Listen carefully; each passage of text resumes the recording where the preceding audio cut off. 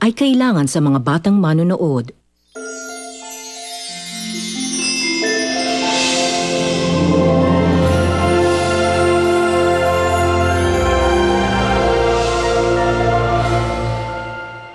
Si Luis and Rowena, baby nila, si Blanca. Are you gonna tell Doña Consuelo about it? Of course not. Ngayon pa lang, laglag na ako kay Luis. Paano pa pag nagkita sila ni Rowena? Ako ang nanay ni Blanca. Bibisitahin lang namin ng bata. Hindi pwede. Kabiling-bili na po ni Madam Priscilla na huwag kayong papasukin dito sa village. Nay, tutulungan ko po kayo. Nakaisip na po akong paraan. Paraan? Alam ko na yan eh. Ibon yan! Hindi, aso po yan. O, aso yan. O. Talaga po, Nay. Makakasama ko na po si Luna. Makikita ko na po siya. Oo, anak. Huwag ka maingay. Bata! Ano pong problema? Si Rowena, tinatakas si Blanca. Bibigay sa inyo na nakawala na yung talaga? Kasusunod tayo, huwag mo na pilitin. Halika na.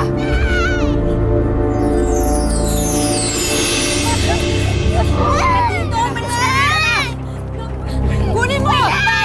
Kinikidnap niya ang anak ko! Huwag mo ang tama pa siya! Blanca!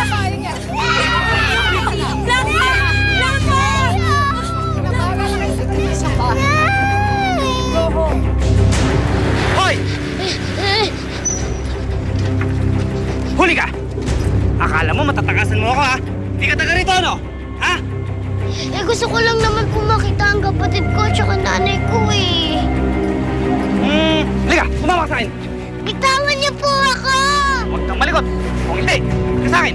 Sige, pwede! Ano nangyari dito? Kasi yung nanay na to gusto na naman makipag-usap sa kanya. Ang gulo-gulo. Nanay ni Blanca? Ba't hindi niya pinakausap?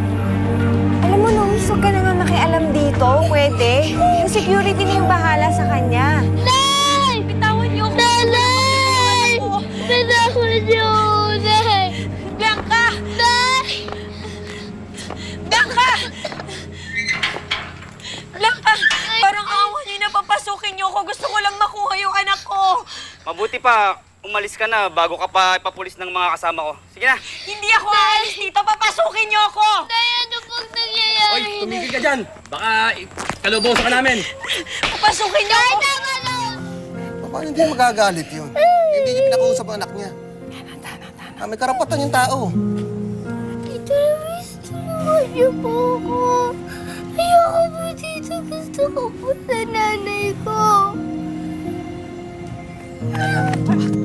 Blanca? Blanca? Buwisit ka talagang bata ka. Because of you, muntik pang magkita ang mga magulang mo. Pero hindi na ako papayag na maulit pa to. Kailangan mawala ka na sa landas ni Luis. Nay! Nay! Tama na po! Nay! Nay! Tama na po! Hindi ka tumigil dyan! Papakulong ka namin! Nay! Tama na Mga magulang din kayo. Alam niyo kung gaano kasakit kung mawawalay sa inyo yung anak niyo. Kaya parang awan niyo na papasukin niyo ako. Gusto ko lang makuha yung anak ko. Nay! Ano po nangyayari, Nay? Papasukin niyo Nay! ako. Tama na po, Nay! Hindi na po Papasukin niyo ako. Nay, hindi na po pala makikita siya si Blanca. Nay! Nay! Nay! Hindi ako susuko. Hindi ako titigil hanggang hindi kita nakukuha ulit. Ate Blanca! Nay! Nay! Nay! Nay! Blanca?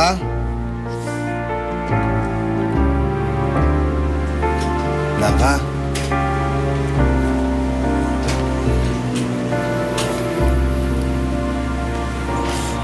Anak? Pwede ba tayo mag-usap? Ayoko po dito.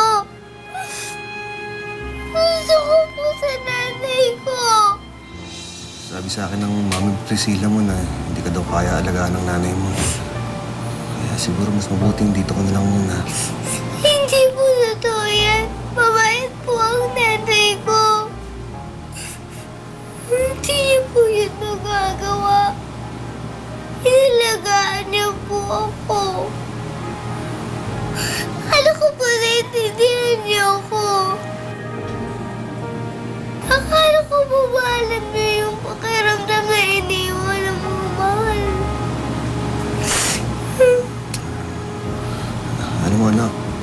Sige, gagawa ko ng paraan para makausap mo yung nanay mo, ha?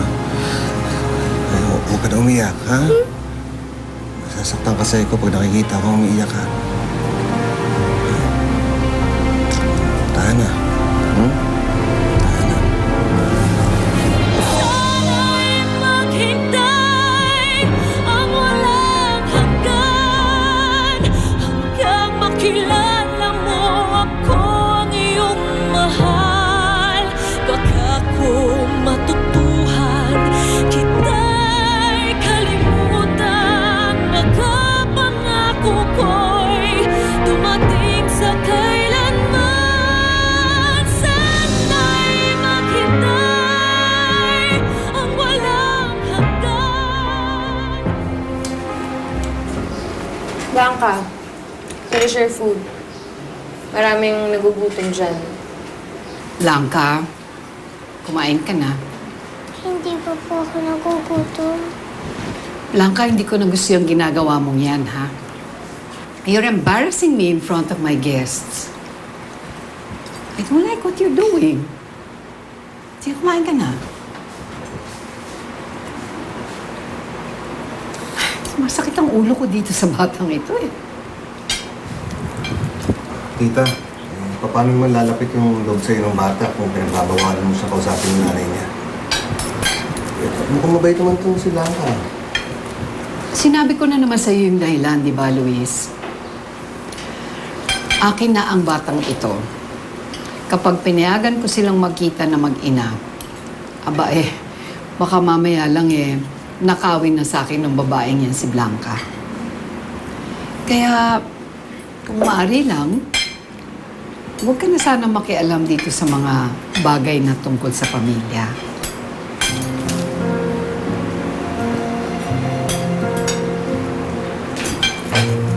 Excuse me po, Madam. Yes. Nandito na po yung alahera kasama yung mga alahas. Oh. Patingin nga. Hindi mo na po kasi labas. Kumakain pa kasi kayo. Sige, salamat. Oh. Ta? Maganda yan, Mahilig po pala kayo sa alahas. Therapy ko lang, Iha. Alam mo na, kapag medyo konsumido ako. Actually, pinapalitan ko lang ng mas magagandang alahas yung ninakaw sa akin ng dati kong maid. Ninakawan ka ng alahas, ng maid, Mare? Oh. You know why? Because you trust too much. Tama si Tita Consuelo, Tita. Kasi tinan niyo yan. Ag-aga kayo. Tapos parang hindi mo sigurado kung mayroon siyang tubong nanakaw. I don't think so, Divine.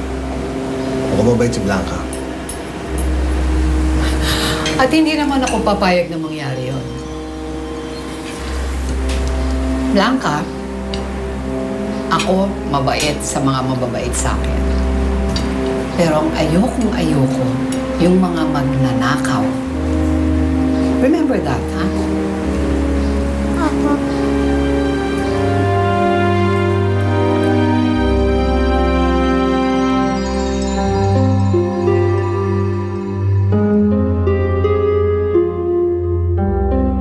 Nagkasundo na pala kayo na sa kanya na ang bata.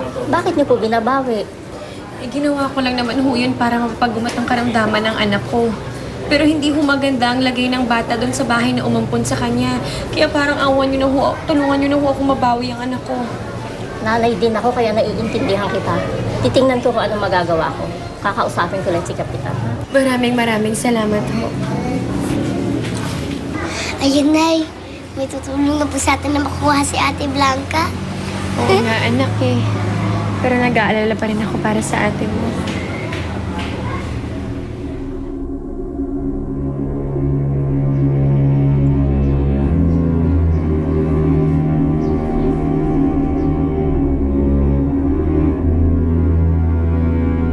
Ako, mabait sa mga mababait sa akin. Pero ang ayoko yung mga magnanakaw. mawawala ka rin sa bahay na to. Basurang bata ka.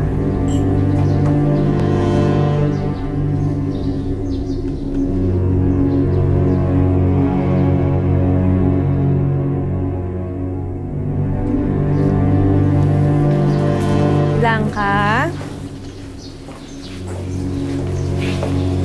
Blanca? Pakikuha nga yung wallet ko. Nandun lang sa bag ko. Nagpapabili kasi ako kay Eloisa eh. Apa. Pakibilisan? Nandun sa loob. Apa.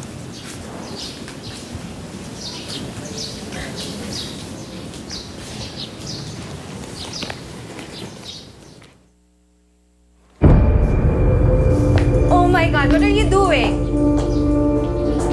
Bakit mo pinapakailaman niya? Nagnanakaw ka, no?